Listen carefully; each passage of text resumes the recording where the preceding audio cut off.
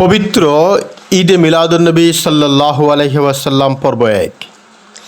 হিজরি বর্ষের তৃতীয় মাস পবিত্র রবিউল আউয়াল।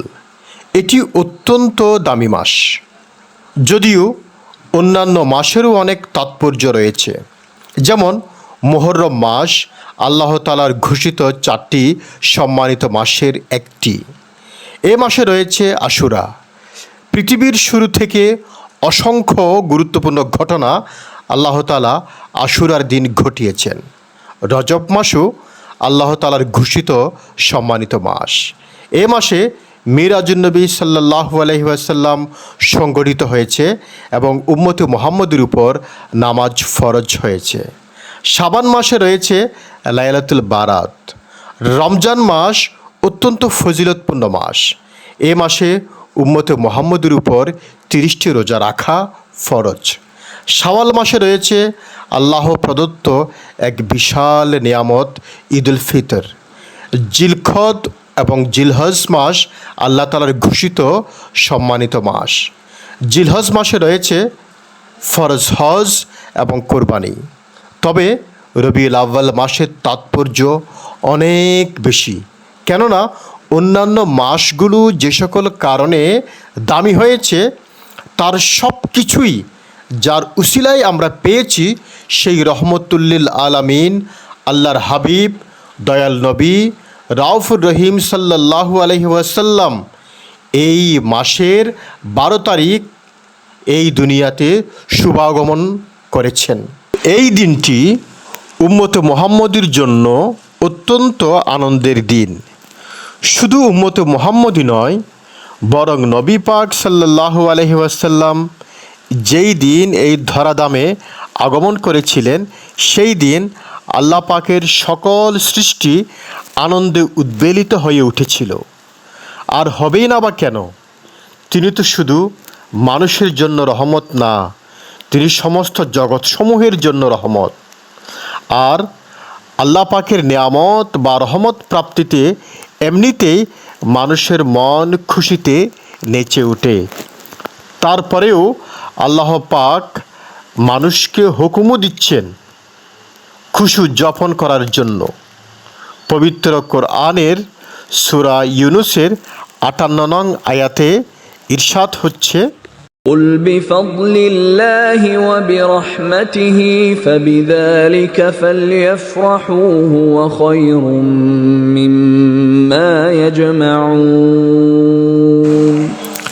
অর্থাৎ হে রাসূল, আপনি বলুন, আল্লাহর পক্ষ থেকে অনুগ্রহ এবং দয়া প্রাপ্তিতে খুশি উদযাপন করো।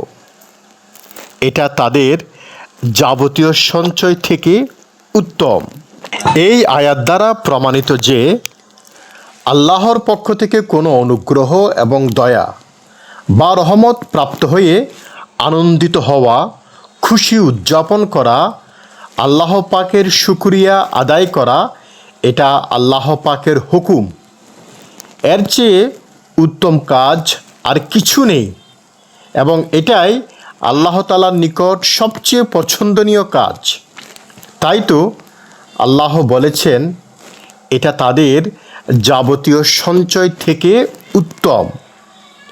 আর নবীজি সাল্লাল্লাহু আলাইহি ওয়াসাল্লাম তো আমাদের প্রতি আল্লাহ পাকের এমন অনুগ্রহ, নেয়ামত, দয়া বা রহমত যার থেকে বড় অনুগ্রহ আর কিছুই নেই। এই মহা অনুগ্রহের কথা আল্লাহ পাক মুমিনদেরকে স্মরণ করিয়ে দিয়েছেন কোরআনুল করিমের আলে ইমরানের 164 নং আয়াতে। لقد من الله على المؤمنين إذ بعث فيهم رسولا من أنفسهم يتلو عليهم آياته ويزكيهم ويعلمهم الكتاب والحكمة وإن كانوا من قبل لفي ضلال مبين। অর্থাৎ নিশ্চয়ই আল্লাহ তাআলা মুমিনদের প্রতি মহা অনুগ্রহ করেছেন যখন তিনি তাদের জন্য তাদের ওই মধ্য হতে একজন রাসূল প্রেরণ করেছেন, যিনি তাদের নিকট তার আয়াতসমূহ তিলাওয়াত করে শোনাবেন, তাদেরকে পবিত্র করবেন এবং তাদেরকে কিতাব ও হিকমত শিক্ষা দিবেন। অথচ ইতিপূর্বে তারা ছিল সুস্পষ্ট পথভ্রষ্টতায় নিমজ্জিত।